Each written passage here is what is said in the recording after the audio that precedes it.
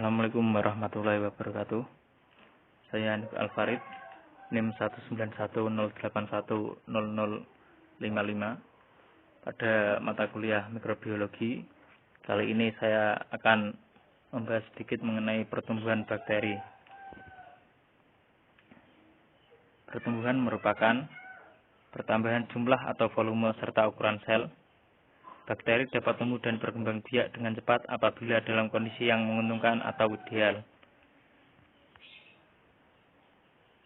Pertumbuhan sel bakteri biasanya mengikuti suatu pola pertumbuhan tertentu, berupa kurva yang disebut kurva tumbuh. Kurva pertumbuhan bakteri dibagi menjadi 4 fase. Ada fase log atau eksponensial, fase stasioner, dan fase kematian. Bisa dilihat pada gambar, ada garis yang menunjukkan horizontal itu menunjukkan waktu, dan garis vertikal atau ke atas itu menunjukkan jumlah dari bakteri tersebut.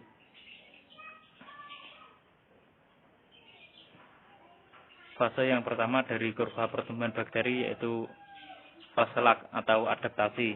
Ketika mikroba diinokulasikan ke media pertumbuhan yang baru, maka perlu adanya proses adaptasi.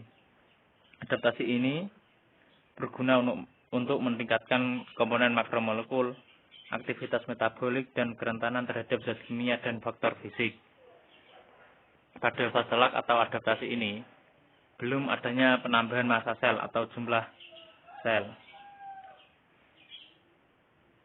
Fase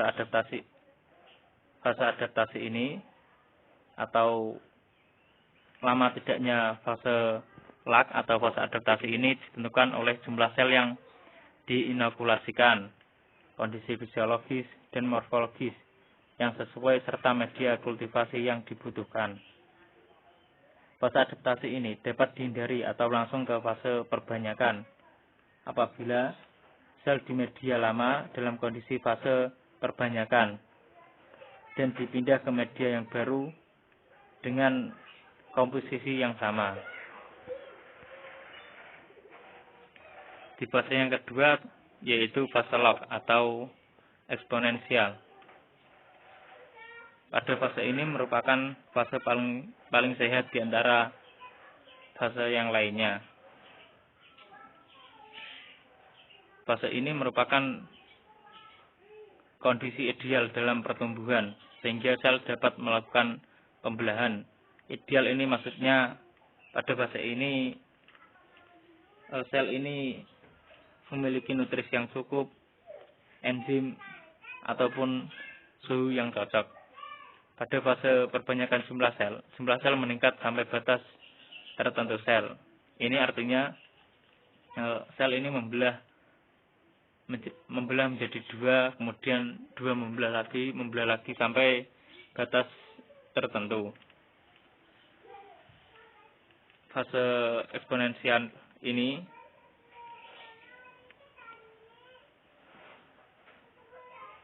bergantung pada media tempat tumbuhnya seperti pH dan kandungan nutrien, juga kondisi lingkungan termasuk suhu serta kelembapan udara.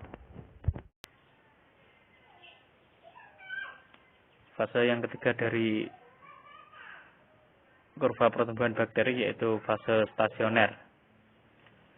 Pada gambar itu menunjukkan pada fase ini itu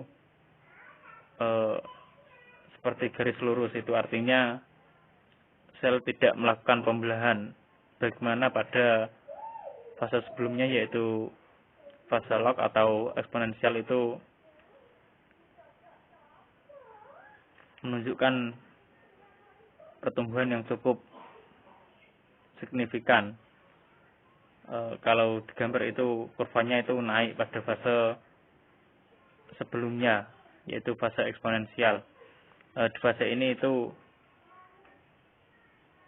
pada kurva itu menunjukkan garis lurus, artinya tidak ada pertumbuhan lagi atau tetap.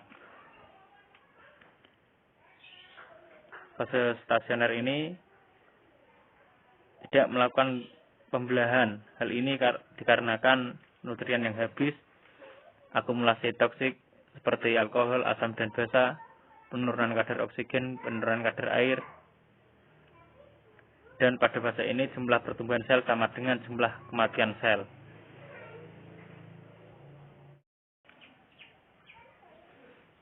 Yang terakhir dari kurva pertumbuhan bakteri yaitu fase kematian. Bisa dilihat pada gambar yang semula pada fase stasioner itu jumlahnya tinggi, kemudian pada fase ini itu menurun. Hal ini karena jumlah sel yang mati lebih banyak daripada sel yang hidup. Penyebab utama kematian sel yaitu autolisi sel dan penurunan energi seluler. Penyebab lain yaitu karena mediumnya kehabisan nutrien. Ada bakteri yang mampu bertahan beberapa jam selama fase statis dan akhirnya masuk ke fase kematian. Sementara itu ada bakteri yang mampu bertahan beberapa hari bahkan mingguan pada fase statis dan akhirnya masuk ke fase kematian. Mengapa bakteri tersebut mampu bertahan beberapa hari bahkan mingguan pada fase statis? Ini karena bakteri tersebut itu mengubah selnya menjadi spora. Mungkin hanya itu yang dapat saya sampaikan. Kurang lebihnya saya minta maaf dan semoga bermanfaat. Sekian, wassalamualaikum warahmatullahi wabarakatuh.